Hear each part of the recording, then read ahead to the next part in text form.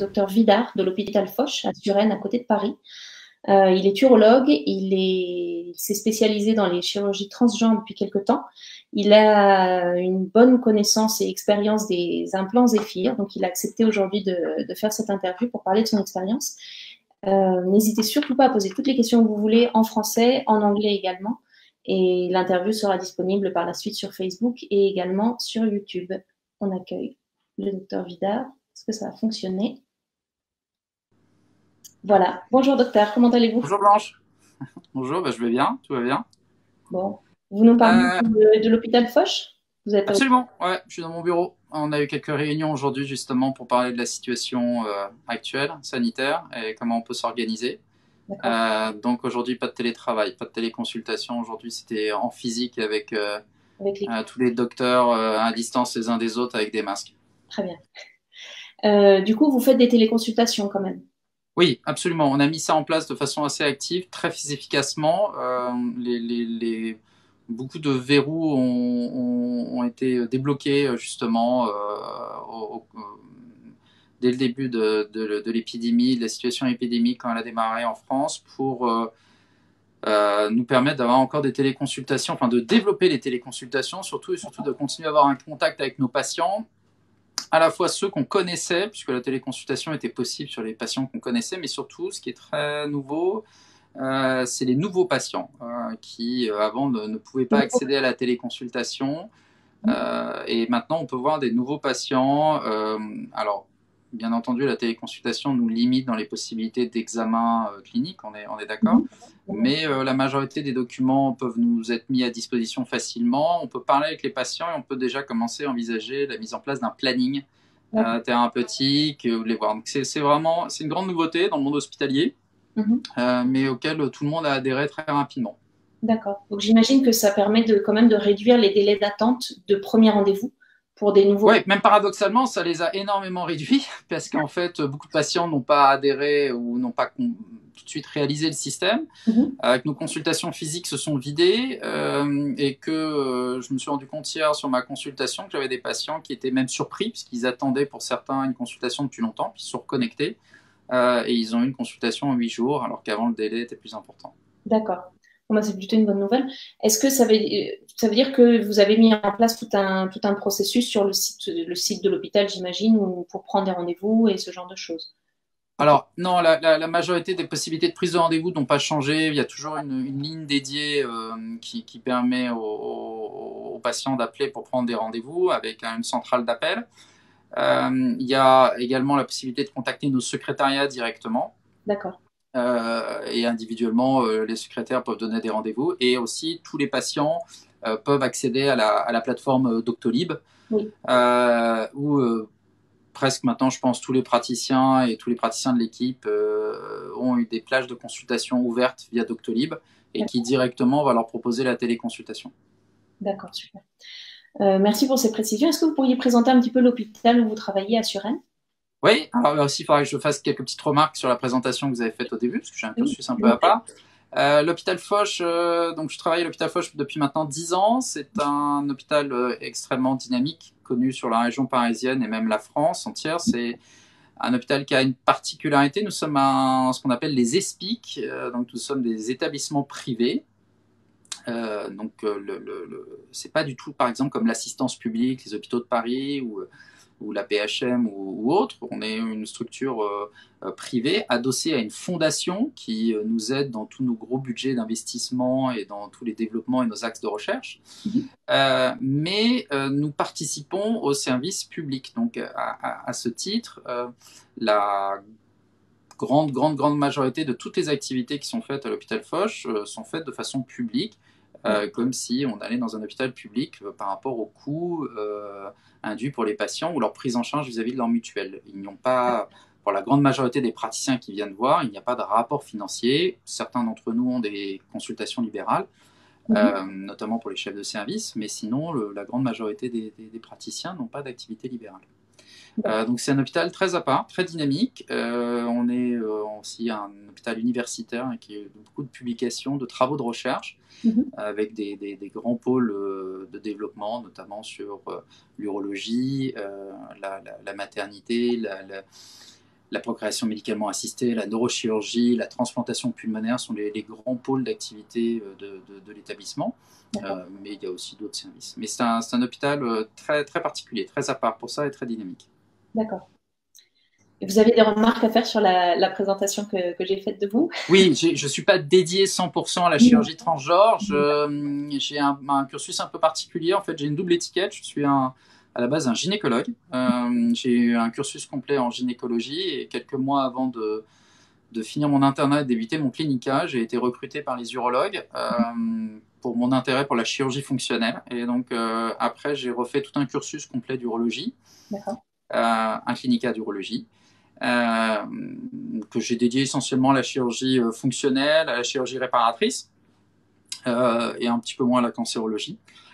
Et donc il y a 10 ans, c'est ouvert à Foch. Il m'a été donné l'opportunité de participer à l'ouverture d'une unité où plusieurs praticiens, on s'est dédié sur la prise en charge de notamment tout ce qui est chirurgie fonctionnelle, l'incontinence urinaire, hommes, femmes, les problèmes de réparation, de fistules, des complications de matériel et ainsi de suite. Et il y avait également une activité déjà de chirurgie transgenre dont je n'avais pas la charge, où je ne participais pas avec des collègues qui, leur évolution de carrière ont fait que pour certains, soit ils ont souhaité ne plus s'y investir, soit quitter l'équipe. Et donc, à un moment, le chef de service, tout naturellement, quand on s'est retrouvé dans une situation un peu compliquée où il manquait de main, s'est tourné vers moi et m'a demandé d'y participer. Voilà. Et donc, je me suis dédié, pas à la totalité de la prise en charge des patients, mais à des moments très spécifiques, notamment sur la prise en charge quand les phalloplasties ont été faites, de l'implantation des matériels prothétiques. Et pourquoi? Parce que j'avais pas mal d'expérience pour l'implantation des prothèses urinaires, notamment ce qui sont les sphincters artificiels, qui ont pas mal de similitudes avec les prothèses péniennes et les prothèses hydrauliques. Donc il a semblé assez naturel que je me dédie à ça.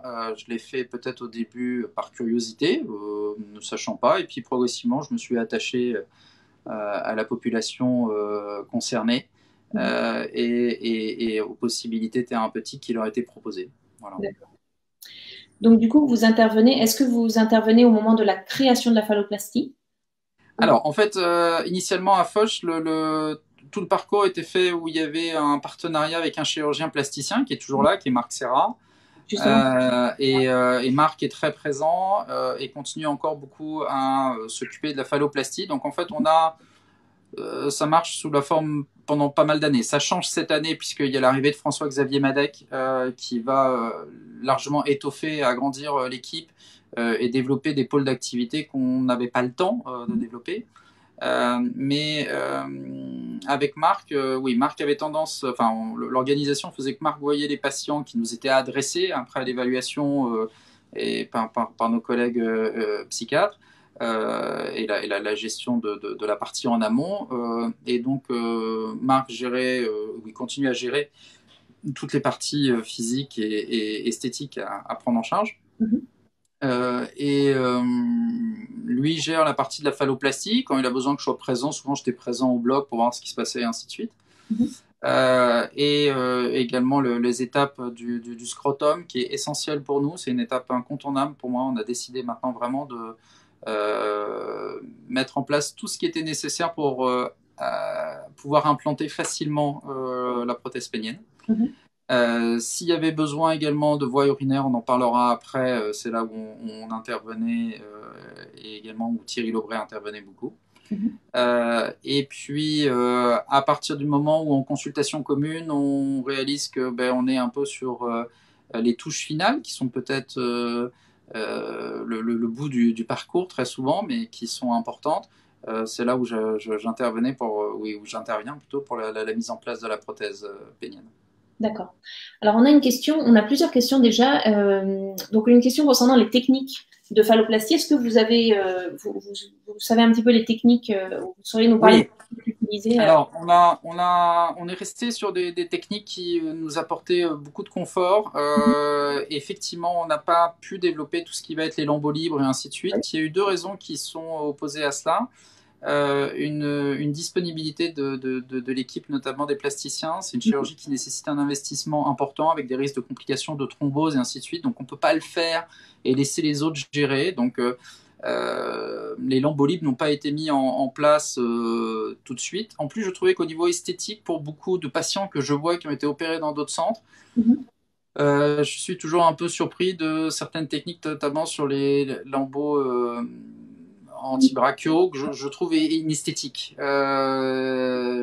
Chez beaucoup de patients, ça se voit quand même beaucoup, ça marque un peu physiquement la chirurgie qu'ils ont eue. Donc avec Marc, on est resté beaucoup sur des lambeaux inguinaux ou abdominaux et pas des lambeaux libres. Mais ça va changer, parce que justement, avec l'arrivée de François Xavier, l'idée a été de développer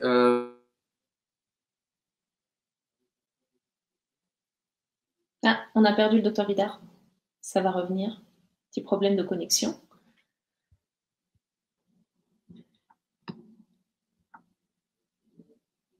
Ah, bah, désolé, on a perdu le docteur Vidard, mais je pense qu'il va se reconnecter très vite.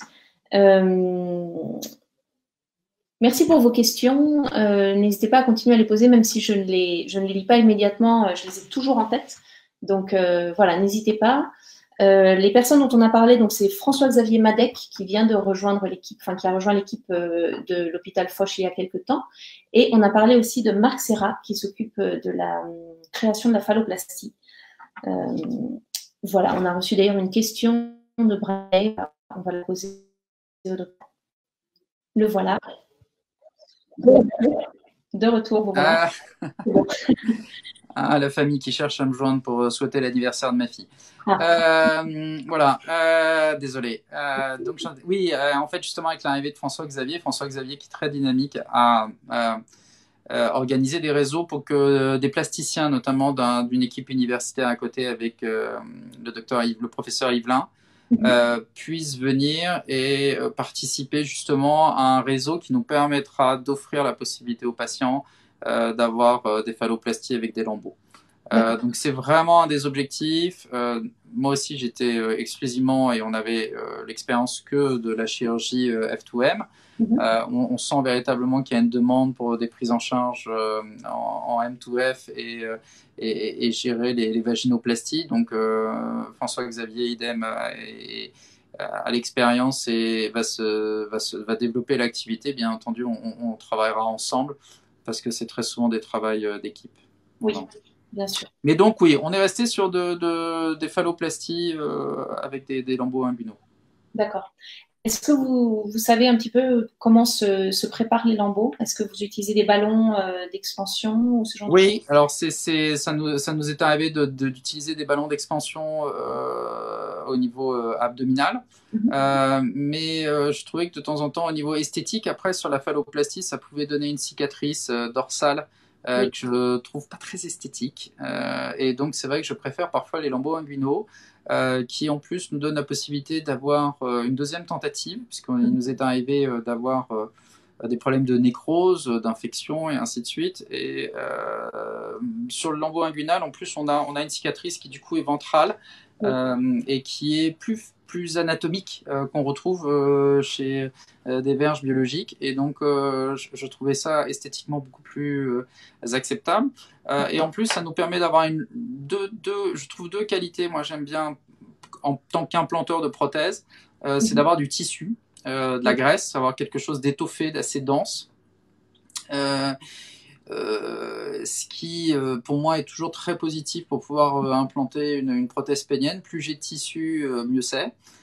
Et puis surtout la longueur de la phalloplastie inguinale fait que si au pire on a de la nécrose, on a de la longueur pour pouvoir gérer et encore pouvoir implanter une prothèse d'une taille qui va satisfaire le patient.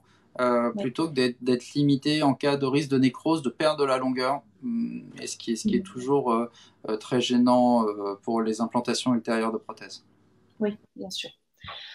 Justement, on a reçu une question qui est donc bonjour, j'ai été opéré par Marc Serra pour la prothèse testiculaire. Il doit m'opérer pour rajouter de la graisse où la place est présentée dans la pompe car il n'y a pas assez d'espace et beaucoup de douleurs. Néanmoins, ma prothèse se gonfle. Mais j'aimerais savoir qui s'occupe des prothèses. Est-ce que c'est vous ou est-ce que c'est lui? C'est tous les deux. Voilà, sur la prothèse testiculaire, c'est tous les deux. C'est souvent Marc qui les implante.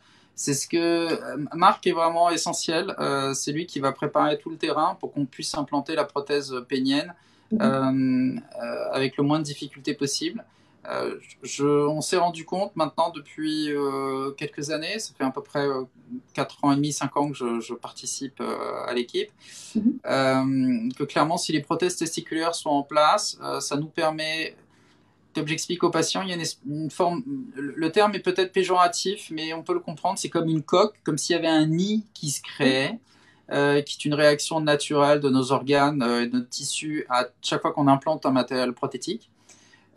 Mais quand cette loge en fait s'est créée autour de la prothèse testiculaire, quand on implante la pénienne et quand on enlève la prothèse testiculaire, on a une loge déjà faite, un emplacement et qui surtout a une certaine solidité, pas une rigidité, une certaine solidité. C'est comme s'il y avait ce qu'on appelle les tissus qu'on retrouve sur les muscles, une aponévrose, quelque chose de plus ferme dans lequel on va pouvoir mettre la pompe qui va faire fonctionner la prothèse pénienne. Et vous allez me demander pourquoi cette rigidité c'est important, mais en fait ça limite énormément le risque d'érosion. En fait, dès que les scrotums n'étaient pas bien préparés, chaque fois qu'on a implanté des prothèses péniennes, on s'est retrouvé avec des érosions qui n'apparaissaient pas sur la pénienne, mais des érosions qui apparaissaient spécifiquement sur la prothèse testiculaire, enfin sur la pompe au niveau de la prothèse testiculaire. Et donc en fait, rapidement, je me suis dit avec Marc qu'on allait travailler à l'envers, plutôt que de considérer que la prothèse testiculaire et le scrotum étaient un peu la dernière étape, un petit peu décorative, on va dire, juste pour avoir un scrotum beau. Non, il fallait que le scrotum soit au contraire accueillant, bien fait autant qu'on peut, avec le tissu mis à notre disposition avant l'implantation de la prothèse pénienne. Donc concrètement, vous créez le scrotum et au moment de la scrotoplastie, vous insérez les oui, voilà. Si on a suffisamment de place, on insère les prothèses testiculaires à ce moment-là. Si on n'a pas assez de place, on met des petites tailles. On n'hésite pas à en revoir et à faire un temps intermédiaire où on va mettre des prothèses plus grosses. On se pose la question d'essayer d'avoir des prothèses expansibles, mais on n'a pas trouvé encore le modèle qui nous allait sur des prothèses de petite taille. Oui. Gonflable, mais oui, dans l'idée justement, c'est d'essayer d'avoir quelque chose de plus spacieux, large, et surtout qui va s'adapter à la prothèse, à la pompe de la prothèse pénienne. D'accord. Alors justement, on a des questions. On a une question concernant la réelle différence entre la pompe et la tige concernant l'érection. Donc, je rappelle qu'on a 2 types de prothèses malléables. Je ne sais plus si vous en avez déjà implanté ou non, des prothèses malléables. Alors, des prothèses malléables, oui, mais mes expériences, alors spécifiquement de chez vous, j'en ai implanté. Et en général, la majorité des expériences que j'ai eues sur les phalloplasties, je ne parle pas des métalloplastiques dont je n'ai pas du tout l'expérience. C'est justement François-Xavier qui vient à l'équipe qui va développer. Moi, mes expériences personnelles n'ont jamais été très satisfaisantes. Globalement, ça s'est soldé très souvent par des explantations. Et parce qu'en fait, c'est toujours la même chose. En fait, la mise en place de quelque chose de rigide dans une phalloplastie qui est déjà au niveau vasculaire un peu fragile, on peut être amené à être confronté parfois à des points de compression permanents sur des mêmes zones qui peut nous aborder à avoir des nécroses. Donc spontanément, j'ai eu tendance à arrêter d'implanter des prothèses semi-rigides ou malléables ou quelles qu'elles soient dans les phalloplasties parce que j'ai une hantise de l'ischémie chronique par un point de compression. Les patients sont tous différents. Il est difficile de se mettre dans la philosophie du patient avant la chirurgie. Certains sont très, très attentifs à tout cela. D'autres ont besoin d'une certaine tranquillité d'esprit. C'est en place, il faut que ça fonctionne quand j'en ai besoin, et puis le reste du temps, il ne faut pas que ça me dérange. Et si malheureusement il y a un point d'appui permanent au même endroit sur un tissu fragile, ça peut entraîner une ischémie locale, une nécrose et un risque d'exposition de la prothèse. Et on n'est pas du tout dans le même raisonnement que sur des protèges chez des CIS en biologique, c'est-à-dire où on peut enlever la prothèse, nettoyer, où il faut conserver les corps caverneux et enlever. Là, on va perdre la prothèse, on va devoir l'enlever, on n'arrive pas à les récupérer, à les garder. Donc c'est pour ça que pour l'instant, le semi-rigide ou le rigide, enfin le malléable n'a pas du tout ma faveur. D'accord. Merci pour cette... Surtout, je trouve que les produits qu'on a à l'opposé, même s'ils sont encore en cours d'évolution, mais sur des produits hydrauliques, peuvent quand même apporter une philosophie, une physiologie qui se rapproche de ce que l'on connaît habituellement, qui me semble beaucoup plus acceptable. D'accord. Donc je rappelle qu'il y a 4 tailles pour ces prothèses, mais parfois les gens s'inquiètent un petit peu des tailles en disant mais moi j'ai fait la mesure de mon sexe, de ma phalloplastie, et elle fait 14 cm, alors pourquoi? Donc je ne pourrais pas avoir la 15, je ne pourrais pas avoir la 12. Alors, ça c'est des questions qui sont très intéressantes. Alors déjà, ce qu'il faut avoir conscience, c'est que la prothèse va aller se fixer sur la symphyse pubienne, l'os, qui est enterré, qui est beaucoup plus profond sous la peau. Donc la majorité des gens, on mesure la verge entre la base de la verge et la pointe de la verge ou de la phalloplastie. Mais en fait, nous, on va aller mesurer quelque chose qui est beaucoup plus profond, qui va dépendre notamment de l'épaisseur et de la morphologie du patient, de la couche de graisse. Donc, ce qui fait qu'on va être amené à mettre des longueurs de prothèses différentes pour s'adapter à la morphologie de notre patient. Et puis aussi, ce qui est très important, c'est que, excusez-moi cette image peut-être un peu triviale, mais quand on fait du 38 en chaussures, on peut pas mettre des chaussures en 36. C'est-à-dire que si on a une phalloplastie qui doit accepter une taille X en centimètres de prothèse, il faut pas essayer de forcer les choses à mettre plus gros. En fait, c'est pas la prothèse qui va donner la longueur de la phalloplastie, c'est la prothèse qui doit s'adapter à la phalloplastie. Dès qu'on va vouloir mettre plus grand, ça va être inconfortable, ça va twister, ça va pas gonfler de la bonne façon au moment de la volonté d'avoir un rapport sexuel et une pénétration.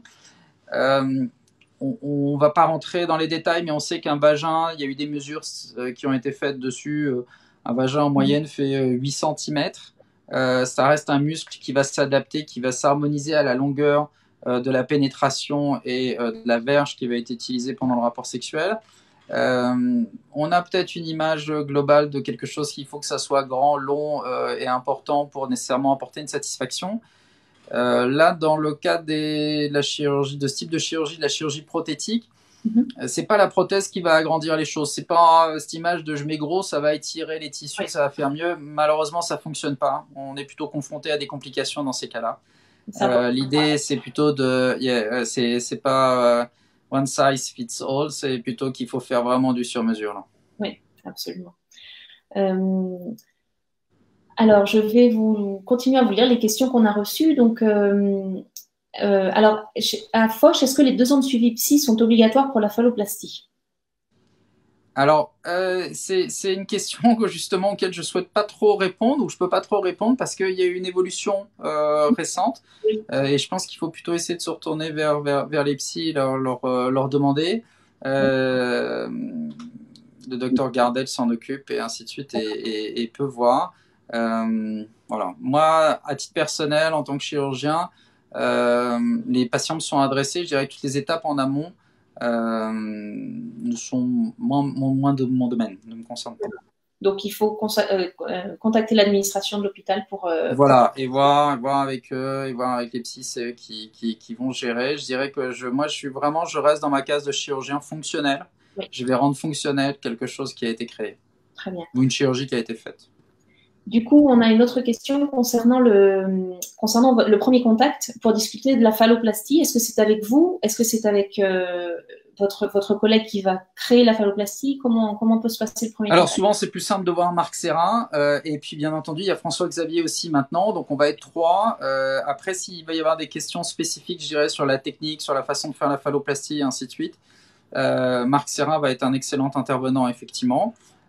Mais les délais parfois peuvent être un petit peu longs. Marc est beaucoup sollicité, travaille en multisite. Néanmoins, il s'arrangera toujours pour voir les patients. Et sinon, François-Xavier et moi aussi, on est là pour au moins discuter peut-être de questions qui peuvent être triviales pour certains, mais qui ne sont pas à titre individuel pour d'autres. Et donc, on peut toujours y répondre. D'accord, super.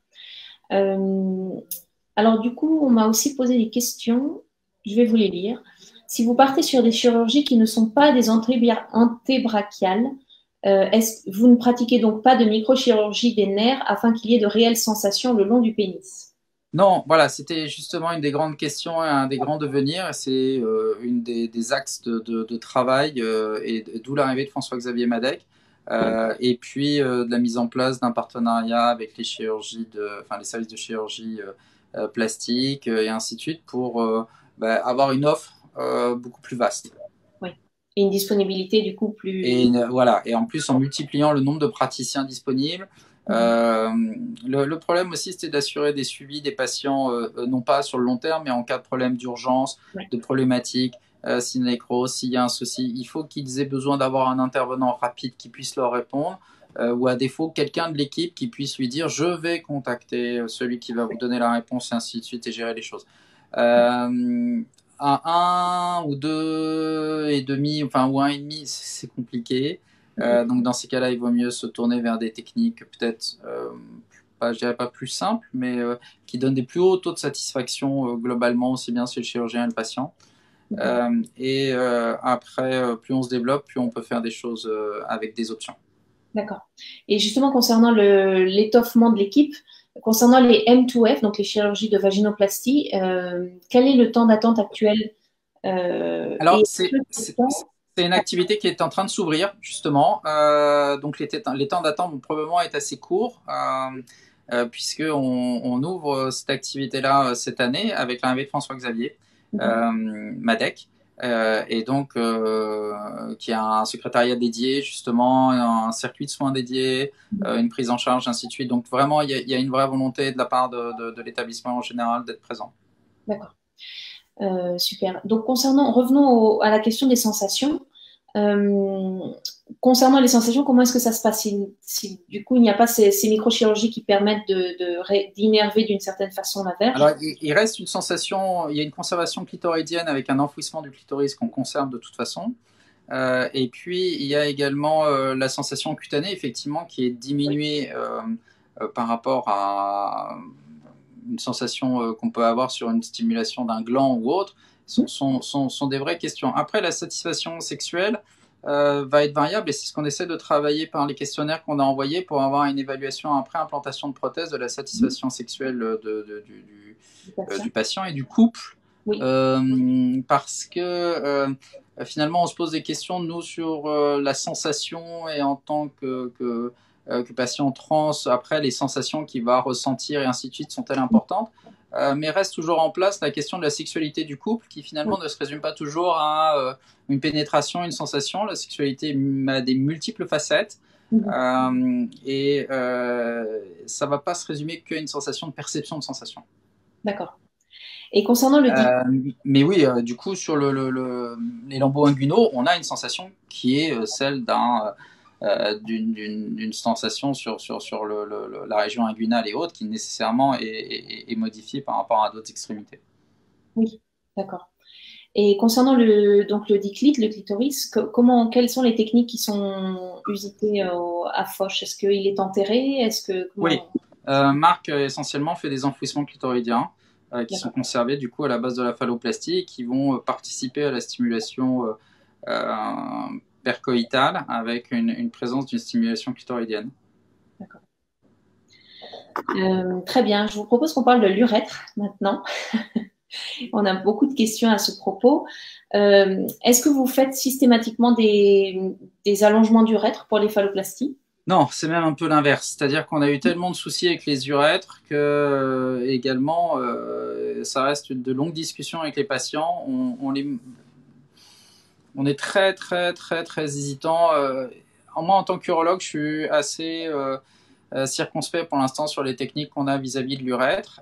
Effectivement, on arrive à faire des allongements de l'urètre, mais avec des complications et d'autres complications qui ne sont pas neutres.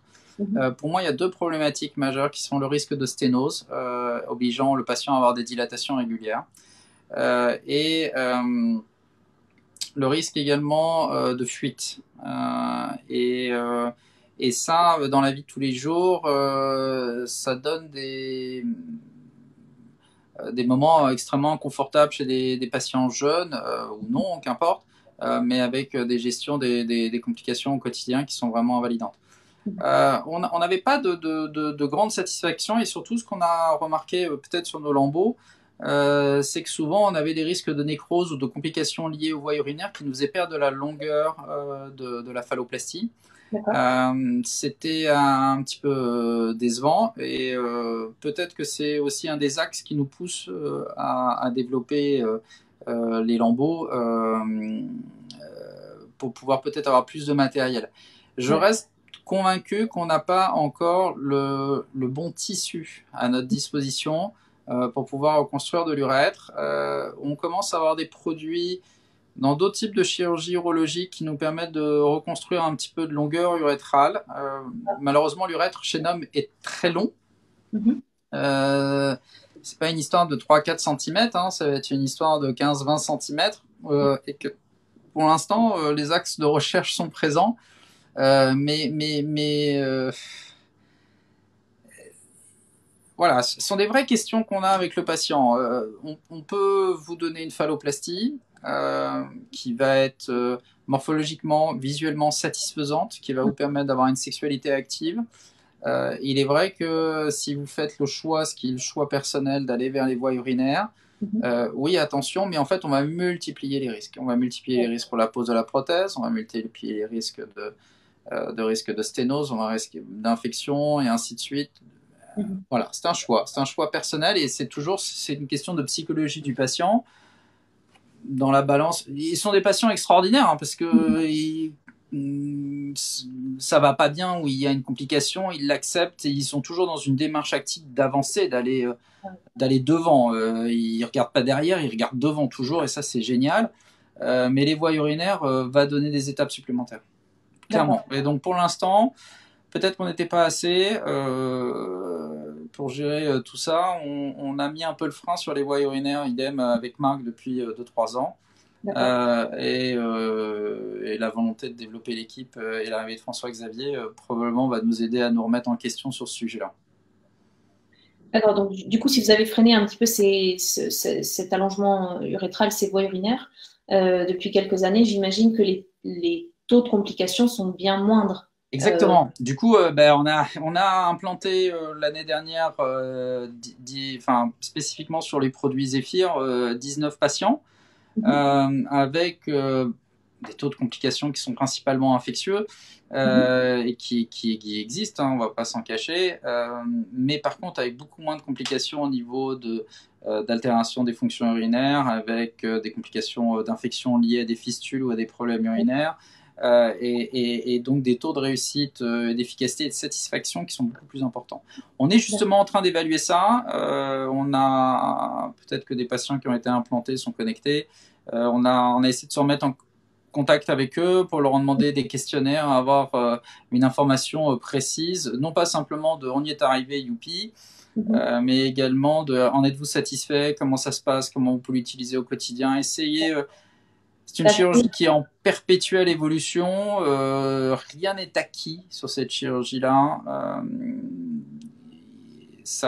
Et puis, on sent qu'il y a une vraie volonté internationale de faire mieux, globalement. Que ça ne se résume pas à certains praticiens ou certains endroits, mais qu'il y a une vraie volonté de développement général des techniques chirurgicales. Je ne parle pas des questions de prise en charge avant, loin devant. Moi, je veux vraiment sur la chirurgie fonctionnelle. Et donc, c'est clair que les techniques vont progresser, vont avancer. On va avoir d'autres idées à notre disposition. Super. Oui, parce que tous les chirurgiens sont globalement assez peu finalement dans le monde, mais extrêmement connectés les uns avec les autres. Donc il y a des congrès, il y a des... Voilà, et la génération chirurgicale maintenant fait qu'on est plus connecté, les publications sont plus faciles, enfin plus faciles, c'est pas si facile que ça de publier, loin de là, mais on a un matériel à notre disposition qui est plus abondant. Oui. Voilà, surtout, c'est surtout ça. On a moyen de se parler, de se voir. Ça se résume pas à quelques expériences dans certains centres ou certains endroits. On arrive à avoir un peu plus d'échanges. Et puis surtout, ce qu'on se rend compte, c'est que les techniques ne sont pas encore totalement harmonisées, loin de là. Et c'est ce qui me fait insister sur les propos, non pas d'une chirurgie artisanale, c'est loin de là. Je pense qu'on a vraiment dépassé cette étape-là. C'est la génération d'avant peut-être qui a dû traverser les premières armes de cette chirurgie-là, mais que maintenant on est plutôt dans une chirurgie qui en permanence progresse, peut-être étape par étape, progresse en permanence avec une vraie volonté d'une démarche de faire mieux que ce qu'on faisait. Absolument. En revenant sur l'urètre, on nous pose beaucoup de questions. Est-ce que, par exemple, si quelqu'un vous en fait la demande et que cette personne a déjà une phalloplastie réalisée, est-ce que vous pouvez créer un néo-urètre et le raccrocher à une phalloplastie existante? Oui, techniquement, ce sont des choses qui sont réalisables, mais on est reparti pour une dizaine ou plus de chirurgie, quoi. Voilà, c'est ça qu'il faut avoir conscience. Tout est toujours possible, mais c'est techniquement plus compliqué, puisque en fait tout le matériel a déjà été cicatrisé, donc on va perdre une partie on va avoir du mal à rapporter du matériel supplémentaire, donc il va falloir utiliser ce qu'on a avec des systèmes de plicature et de recouvrement.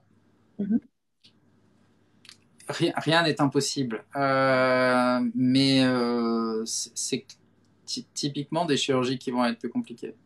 Oui, il faut avoir conscience de toutes les problématiques. Je pense que le choix, le programme thérapeutique initial va se faire avant. On a quelques retours sur des patients qui ont les voies urinaires en place et ainsi de suite. Les réseaux sont merveilleux parce qu'ils permettent de communiquer, mais à la fois en positif et en négatif. C'est-à-dire on arrivera toujours à trouver des patients avec des photos magnifiques, mais aussi il faut voir tous ceux avec qui il y a eu des complications. Et ça, dans une chirurgie qui a pour but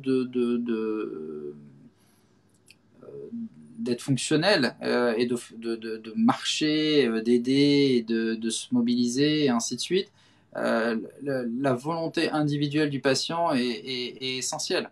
Qu'est-ce qu'il est prêt à accepter? Qu'est-ce qu'il veut? Est-ce qu'il préfère uriner debout? Est-ce qu'il accepte d'uriner assis? Mais dans ce cas-là, il limite ses risques de complications. Il aura une phalloplastie plus rapidement efficace. Enfin, efficace, non, mais fonctionnelle. C'est pas un choix, c'est un choix totalement individuel qui peut pas se baser sur l'avis d'un tel ou un tel, quoi. C'est nous qui pensons que, quoi. Oui. Oui, absolument. On a eu quelques commentaires à ce sujet, justement, et donc j'en profite pour y répondre. C'est que, en effet, les choix sont personnels. Il faut surtout que les personnes soient extrêmement conscientes et au fait de toutes les possibles complications post-opératoires et faire le choix en fonction. Voilà, c'est ça que. C'est jamais un contrat 100%, quoi. La chirurgie de reconstruction est une chirurgie qui est toujours beaucoup plus compliquée que de l'ablation d'un organe. Enlever quelque chose, ce sont des chirurgies qui sont très réglées maintenant. On a des axes et une façon de faire qui sont globalement pour toutes les chirurgies à notre disposition totalement définies. Les matériels à notre disposition évoluent. On peut de plus en plus dans beaucoup d'équipes, on utilise le robot, les chirurgies robotiques et ainsi de suite. C'est vrai que c'est des produits qu'on n'avait pas il y a quelques années, mais globalement, ce qu'on va faire, un peu de choses près, c'est déjà extrêmement bien défini. Dans la chirurgie de reconstruction, il y a beaucoup de possibilités. Je dis pas qu'il y a des options, c'est plutôt des choix, enfin des options, mais qui sont des choix stratégiques. Et ça, il faut que le patient soit clairement informé, prenne le temps de se décider. Et nous, par toute honnêteté, comme on n'était pas satisfait de ce qui nous était mis à disposition, de ce qu'on faisait, on informe le patient, on lui dit écoutez, voilà, ça ne nous satisfait pas. Et puis après, heureusement, il y a d'autres équipes n'hésitez pas à consulter, demander des avis ailleurs, voyez. Voilà, nous, ce qu'en toute honnêteté, actuellement, on pouvait faire, en ayant le sentiment de faire quelque chose de correct. Si après, et par contre, on va progresser, mais il était difficile pour nous de vous dire oui, on peut faire, et si au final ça marche pas bien, non, c'est pas terrible. Ouais, je comprends. C'est pas la volonté, c'est pas la façon de raisonner. Oui, d'accord. J'ai eu une question avant, donc en préparant cette interview, d'une urètre, enfin d'un patient qui posait la question, et si l'urètre est sur le côté, est-ce que ça pose un problème pour l'implantation de l'implant? Alors, non, parce que sur justement, comme on a les nouveaux produits de Zephyr, c'est un monocylindre. Et c'est plus adapté aux phalloplasties, et donc on peut, alors tout dépend du trajet de l'urètre au sein de la phalloplastie bien entendu, mais si on a simplement un trajet avec la phalloplastie et un hypospate, c'est-à-dire une sortie sur latérale ou ventrale de l'urètre parce qu'on a perdu un peu de longueur, on pourra quand même implanter sur un monocylindre le patient, donc techniquement c'est quelque chose qui est possible. D'accord, bon, très bien. Merci pour ça. Alors, qu'est-ce que j'avais d'autre comme question? Oui, on me demande souvent quelle est la taille moyenne d'une phalloplastie. Évidemment, ça dépend. C'est comme dans la vie de tous les jours. Il y a des tailles moyennes de verges, mais il n'y a aucune verge qui se ressemble. Les phalloplasties, c'est exactement la même chose. Il n'y a pas de norme. Il n'y a pas de norme.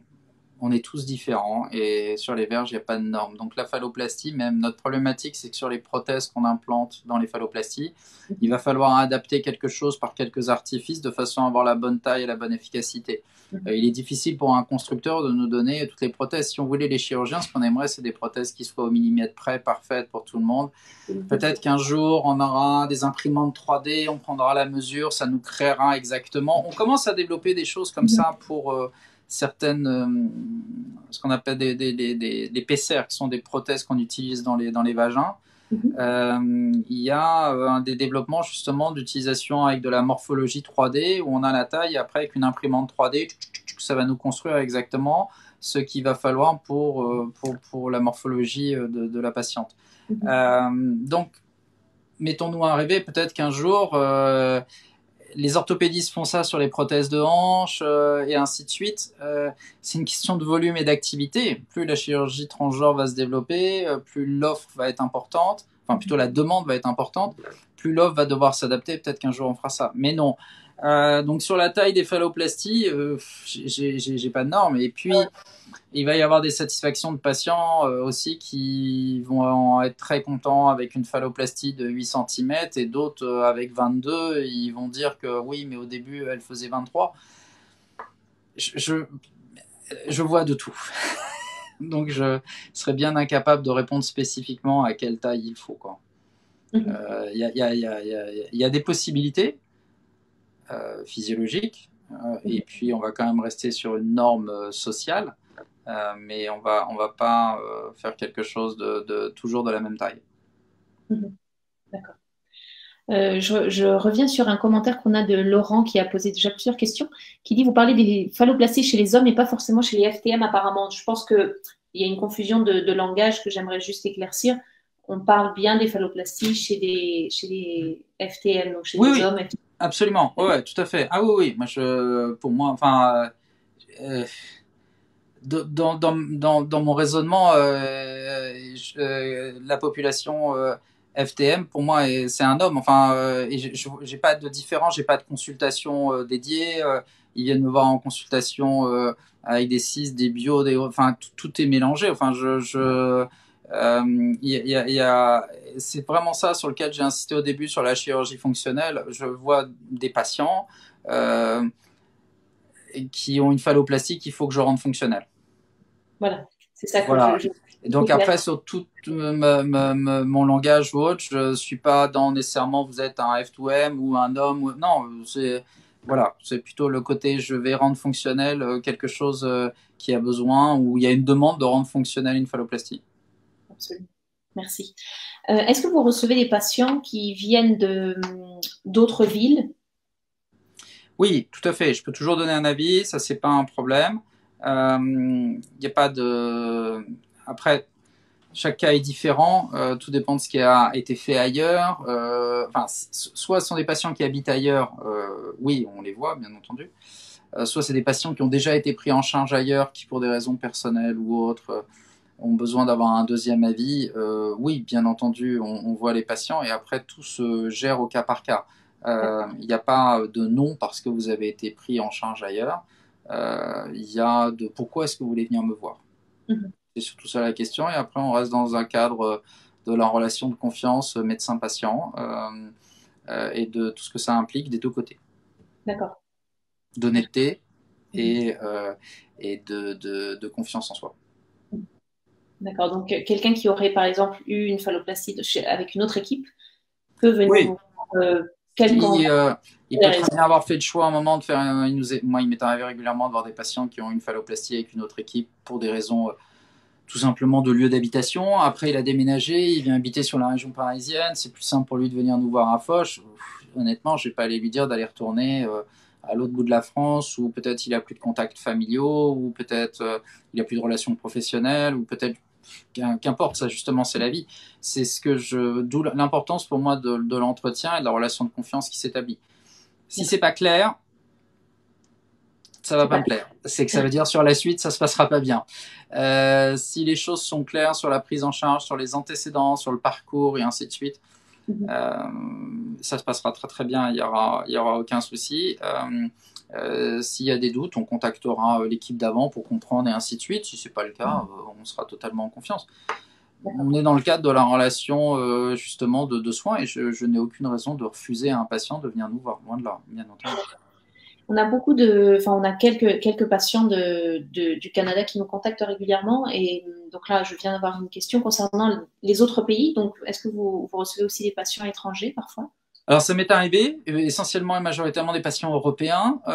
Après, sur la prise en charge à Foch, il existe un département international où justement tout un département spécifique qui est dédié à la prise en charge des patients internationaux. Soit juste pour une consultation, pour savoir comment organiser une consultation, ça reste simple. Et s'ils veulent une prise en charge plus importante, chirurgicale, tout va passer par l'établissement d'un devis initial via le département international qui sera établi avant toute prise en charge chirurgicale. Mais oui, Foch est largement ouvert à l'international, avec une unité dédiée d'hospitalisation, avec un service dédié. Et également, on a beaucoup l'habitude, on a même des traducteurs officiels qui sont présents et ainsi de suite. Donc non, tout est organisé. D'accord. Alors, on a une question de quelqu'un qui habite dans le Calvados, qui a eu sa mammectomie avec le docteur Bocara à Saint-Louis. Pas de souci pour moi pour venir vous rencontrer le processus. Que d'un point d'hospitalisation et retour à domicile, est-ce que c'est compliqué? En fait, j'ai des petits montées descentes de phrases. J'en suis à mammectomie, Calvados, et puis après, compliqué. J'ai pas l'intermédiaire. D'accord. En fait, on a quelques minutes d'écart entre ce qu'on se dit et ce que voient les gens. Donc, en fait, j'ai répondu à la question alors que la question avait été posée en même temps.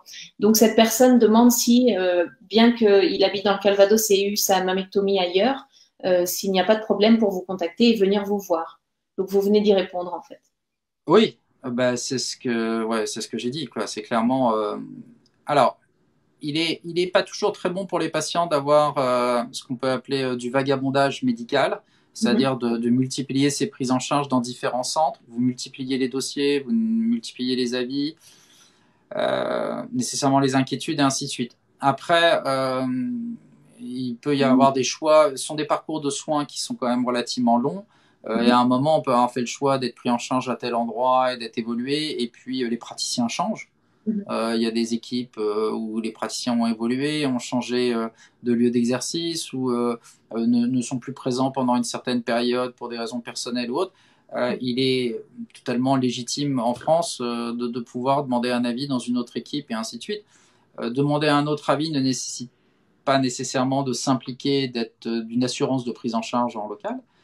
et de la même façon ne correspond pas à une perte de confiance vis-à-vis de son équipe précédente.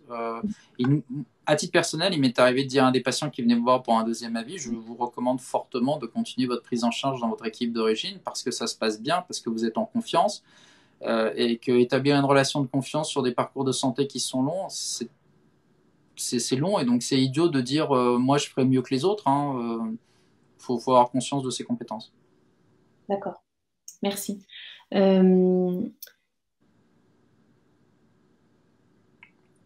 Alors, je vous lis un autre, pardon, je lisais un long commentaire.